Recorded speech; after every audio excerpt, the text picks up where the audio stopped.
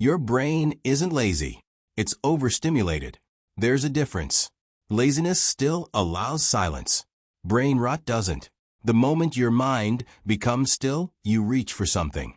Your phone, a video, a notification, music, anything to avoid being alone with your own thoughts.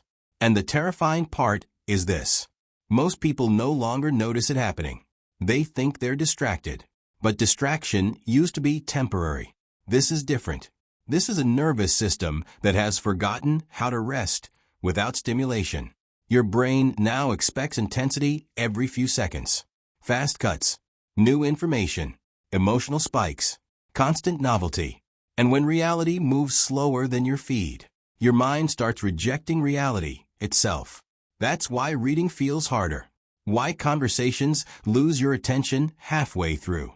Why sitting quietly for 10 minutes feels strangely uncomfortable. Your brain has been trained to escape the present moment. Not because you're weak. Because modern platforms are built around one thing: capturing attention for as long as possible. And the human brain is extremely vulnerable to variable rewards. Not every scroll gives you something interesting, but sometimes it does. A funny clip, a shocking opinion, a dramatic headline, a burst of stimulation. That unpredictability keeps people checking again and again. It's the same psychological mechanism that makes slot machines addictive. Over time, your attention adapts to speed. The brain becomes more reactive and less reflective. You stop processing deeply. You start consuming automatically. And eventually, something subtle begins to disappear. Mental friction. The ability to stay with difficult thoughts long enough to understand them. Most people think thinking is automatic. It's not. Deep thinking requires uninterrupted attention. And uninterrupted attention is becoming rare. That's why so many people feel mentally exhausted despite doing almost nothing physically demanding. Their brains never fully stop consuming. Even during rest, they're feeding themselves stimulation. A quiet walk becomes content consumption. A meal becomes scrolling time. Waiting in line becomes another dopamine hit. There's no gap anymore. No silence. No boredom. And boredom used to serve an important psychological function. When external stimulation disappears, the brain starts generating internal activity, reflection, creativity, self-awareness. But now the moment boredom appears, it gets anesthetized instantly. People are losing access to their own internal world. And it's changing personality faster than most realize. Because attention doesn't just determine what you focus on. It shapes identity. Whatever repeatedly captures your attention begins shaping your emotional baseline, your desires, even your perception of reality. That's why endless exposure to outrage creates cynical people. Why constant short-form stimulation makes normal life feel emotionally flat. Why many people can no longer tolerate slow progress. Their brains have adapted to immediacy, fast entertainment, fast validation, fast dopamine. But real transformation is slow. Building discipline is slow. Learning is slow. Healing is slow. Mastery is painfully slow. Brain rot conditions people to abandon anything that doesn't reward them instantly. And most don't realize how dangerous that becomes over time. Because eventually, the problem is no longer focus. It's emotional regulation. The overstimulated brain struggles with stillness because stillness forces awareness. Awareness of anxiety, uncertainty, loneliness, dissatisfaction. Stimulation becomes emotional avoidance.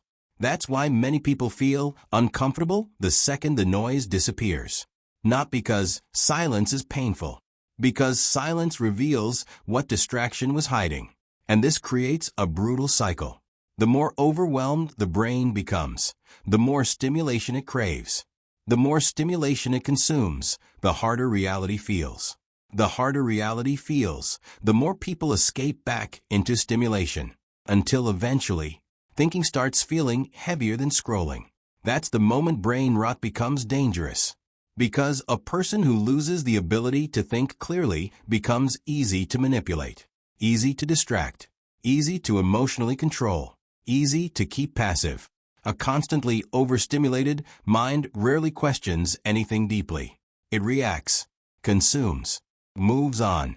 That's why reclaiming attention is no longer just about productivity. It's about cognitive freedom. And the solution isn't becoming a monk or deleting the internet forever. It starts with rebuilding tolerance for slowness. Reading without checking your phone. Walking without audio. Eating without scrolling. Allowing boredom to exist without immediately destroying it. At first, your brain resists. Silence feels empty. Focus feels uncomfortable. Stillness feels unnatural. That reaction matters because it reveals how dependent your nervous system became on constant stimulation. But if you stay with the discomfort long enough, something strange begins happening. Your thoughts become clearer. Your emotions become less chaotic. Time starts feeling slower again. You begin noticing things, patterns, impulses, emotional triggers. Your attention stops belonging to algorithms and starts belonging to you again. And maybe that's the real battle happening right now. Not just for your time, but for your mind. Because the people who control their attention eventually control their lives.